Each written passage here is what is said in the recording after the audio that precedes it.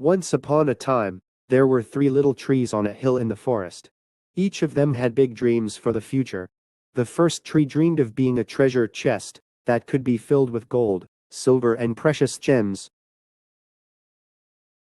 The second tree dreamed of being a mighty ship, carrying kings and queens across the waters and sail to the world.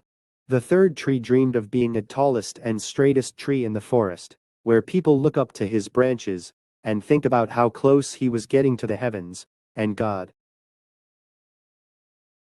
The years went by. A group of woodsmen came to the forest. They began cutting down the first tree. The first tree was happy because he knew that the carpenter would make him into a treasure chest. They looked at the second tree and said, "We should be able to sell this to the shipyard." The second tree was happy because he knew he was on his way to becoming a mighty ship.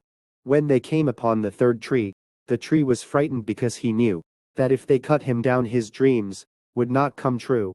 One of them said, "I don't need anything special from my tree, I'll take this one," and he cut it down.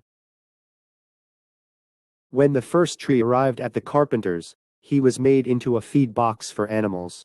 He was then placed in a barn and filled with hay. This was not at all what he had dreamed for. The second tree was cut and made into a small fishing boat. His dreams of being a mighty ship and carrying kings had come to an end.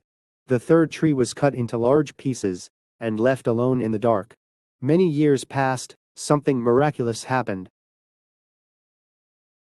The first tree, which had become a feed box for animals, was chosen to cradle Jesus when he was born. The tree could feel the importance of this event and knew that it had held the greatest treasure of all time.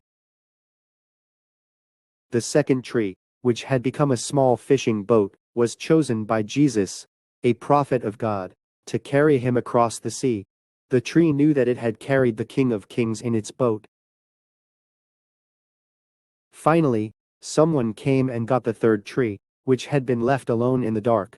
When Sunday came, the tree came to realize that it was strong enough to stand at the top of the hill and be as close to God as was possible, because Jesus had been crucified on it. Our lives are also like the trees in this story. Rather than worrying about a future that you don't know what will happen, live hard in the present.